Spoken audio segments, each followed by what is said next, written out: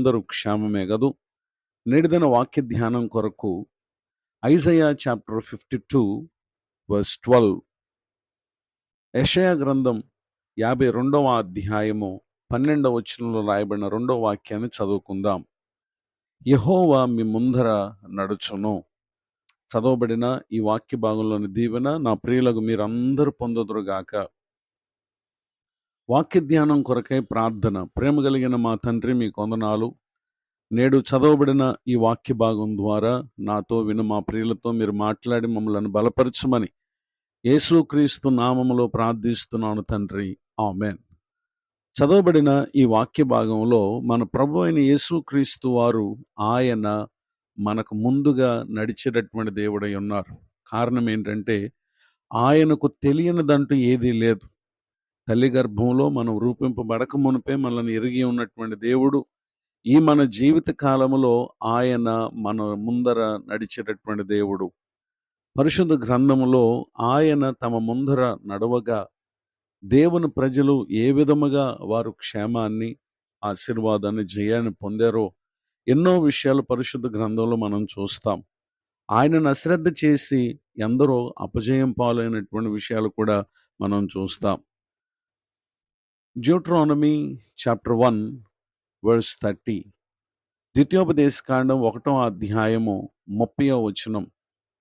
మీకు ముందర నడుచుచున్న మీ దేవుడైన యెహోవా మీ కన్నుల ఎదుట, వర్స్ 31, 31వ వచనం, ఐగుప్తులోను అరణ్యములోను మీ కొరకు చేసినట్టు మీ పక్షముగా యుద్ధము చేయను.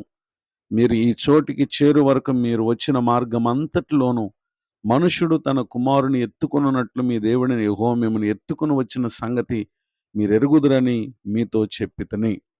చదవబడినటువంటి వాక్య భాగంలో మోషే ఇశ్రాయేలు ప్రజలకు జ్ఞాపకం చేస్తూ ఉన్నారు.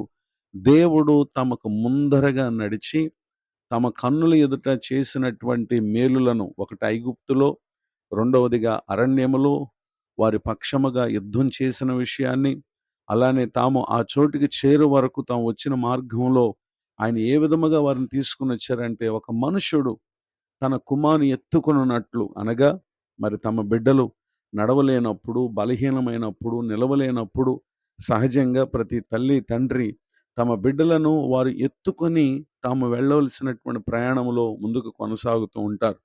అదే రీతిగా ఇశ్రాయేలు ప్రజలను ఐగుప్తు దేశం నుండి ఆయన ఏ విధముగా తీసుకుని వచ్చారు అని అంటే, ఒక మనుషుడు తన కుమారుని ఎత్తుకొనినట్లు.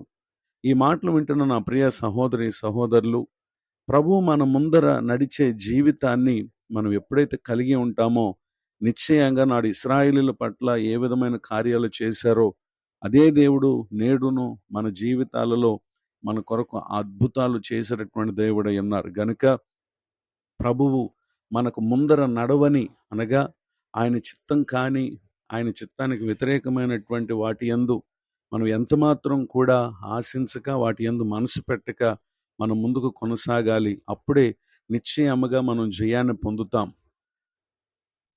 తమ ప్రయాణంలో యెహోషువ వారిని నడిపిస్తున్నటువంటి కాలమందు ఒక సందర్భంలో వారు కలిగినటువంటి అపజయాన్ని మనం పరిశీలన చేస్తే, book of Joshua chapter 7 verse 3, యెహోషువ గ్రంథం 7వ అధ్యాయం 3వ వచనం.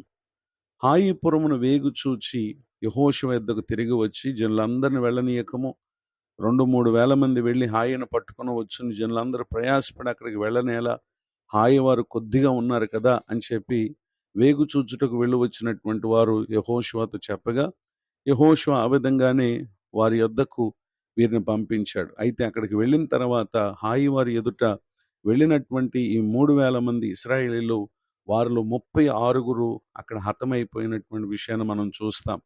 ఈ విషయాన్ని బట్టి యెహోషువ తన బట్టలు చింపుకుని అతడు ప్రభు సన్నిధిలో ధూళి పోసుకుని ప్రార్థించుటను క్రింది వచనాల్లో మనం చూస్తాం. దీనికి ప్రభువారు ఇచ్చినటువంటి జవాబు ఏంటంటే, జాషువా చాప్టర్ 7 వర్స్ 12, యెహోషువ గ్రంథం 7వ అధ్యాయము 12వ వచనం.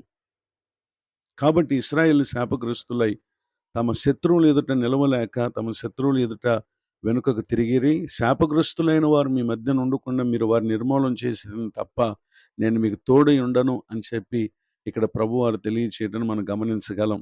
నిజమే, ఆకాను అనేటటువంటి వ్యక్తి యెరికో విషయంలో ప్రభువారు ఆ ప్రాంతాన్ని శపిస్తే అక్కడ ఉన్నటువంటి వాటిని అతడు ఆశించి తీసుకుని వచ్చి చేసినటువంటి పాపం వలన శాపగ్రస్తులై వారు నష్టపోవుటని అక్కడ మనం గమనించగలం. నిజమే, దేవుని మాటకు అవిధేయమైన కార్యాలు చేయుటకు ప్రభువారు ఆయన మనకు ముందుగా నడిచే దేవుడు కాదు.